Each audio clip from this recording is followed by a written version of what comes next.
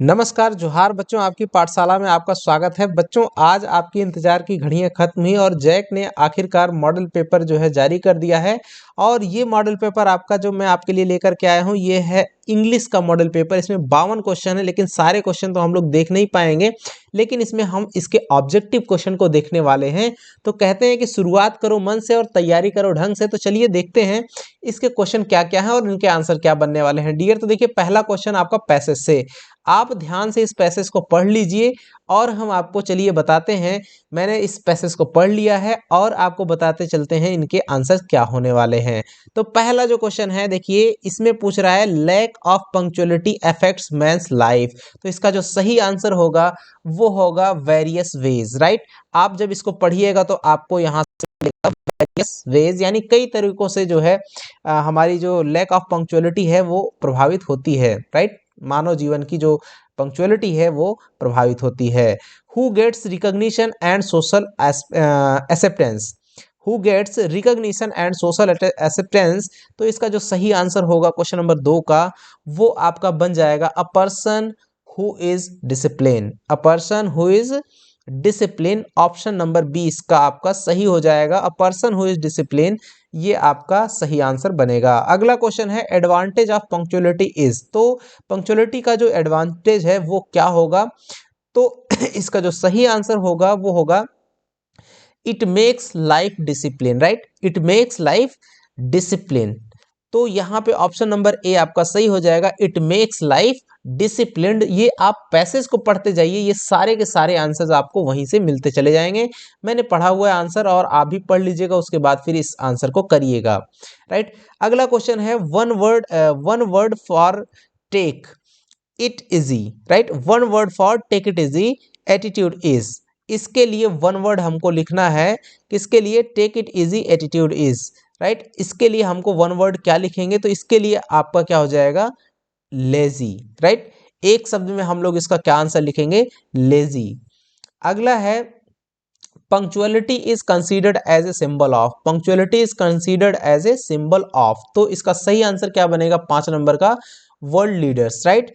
तो यहाँ पे क्या होगा, ऑप्शन नंबर ए सही हो जाएगा, वर्ल्ड लीडर्स। अगला क्वेश्चन है सिनोनिम्स ऑफ गुडनेस। गुडनेस का जो सिनोनिम्स है वो आपका क्या हो जाएगा, वर्च्यू, राइट। वर्च्यू और गुडनेस ये दोनों एक दूसरे के सिनोनिम्स है। एंटोनिम्स ऑफ सक्सेस, सक्सेस का एंटोनिम्स क्या हो जाएगा, फेलियोर, राइट। फेलियोर क्या हो जाएगा, सक्सेस का एंटोनिम। अगला है what bring glory and bright future to the country, what bring glory and bright future to the country.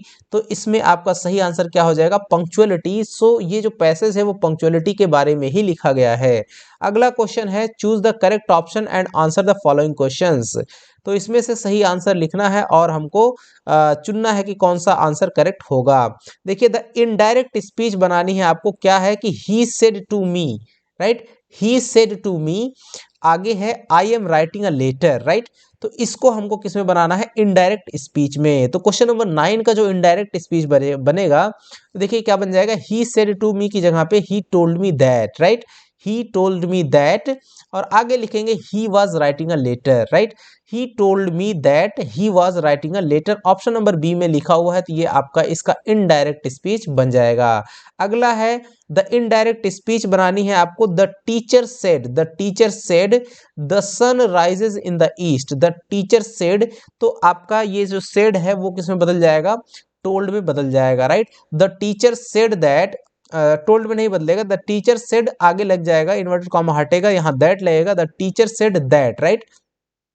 तो किसमें है, the teacher said that. C option में लिखा हुआ है the sun rises in the east. Option number C सही हो जाएगा, the sun rises in the east. Teacher said that the sun rises in the east, ये करेक्ट आंसर हो जाएगा। क्वेश्चन नंबर 11 है I dash football for 5 years, right. तो इसमें जो सही आंसर बन जाएगा, इसमें देखिए फिल इन द ब्लैंक्स में आपको भरना है। तो ये क्या बन जाएगा, have been playing, right. I have been playing football for 5 years. तो हैव बीन प्लेइंग इसका करेक्ट आंसर हो जाएगा ऑप्शन नंबर बी। अगला क्वेश्चन नंबर 12 है dash God fulfil your wishes, right. तो ये यहाँ पर किसी के लिए प्रार्थना की जा रही है, सो मे गॉड, राइट। सो यहाँ पे मे भरा जाएगा, मे आपका सही आंसर होगा। क्वेश्चन नंबर 13 है 13 में देखिए dash you lend me your book, right, dash you lend me your book, तो यहाँ पे कुड रहेगा, could you lend me your book, right, ये करेक्ट आंसर बन जाएगा। अगला है Manish is driving a car is an example of, तो Manish is driving a car ये किस चीज का एग्जाम्पल है, यानी इसमें जो टेंस है कौन सा है, राइट, तो ड्राइव से ड्राइविंग बना हुआ है, ड्राइव जो वर्ब है उसमें आईएनजी लगा हुआ है, तो ये प्रेजेंट का इनडिफिनिट टेंस है, राइट, और यहाँ से इज है तो इससे लग रहा है कि प्रेजेंट टेंस है, और ड्राइव में आईएनजी लग रहा है, तो ऐसा हमको किस में होता है, प्रेजेंट कंटिन्यूअस टेंस में। तो अगला क्वेश्चन है 15 number, he dash the place a few month back, right, he dash the place a few month back, right, तो इसका क्या यहाँ फिलअप होगा, visited, right, he visited the place a few month back, इसका correct answer हो जाएगा visited. अगला question है चेंज इनटू नेगेटिव सेंटेंस, क्या सेंटेंस को चेंज करना है नेगेटिव में, he is poor, right, negative में बदलना है, और ये सेंटेंस का मीनिंग नहीं बदलना चाहिए, तो रहेगा क्या, he is not rich, right, वो धनी नहीं है, ही इज पुअर मतलब वो गरीब है, अर्थात वो धनी नहीं है, ही इज नॉट रिच ऐसा हम लोग कह सकते हैं। अगला क्वेश्चन है आपका, देखिए यहाँ से फिर आपका पैसेज दिया हुआ है, read the passage given below and choose the correct option to answer the questions.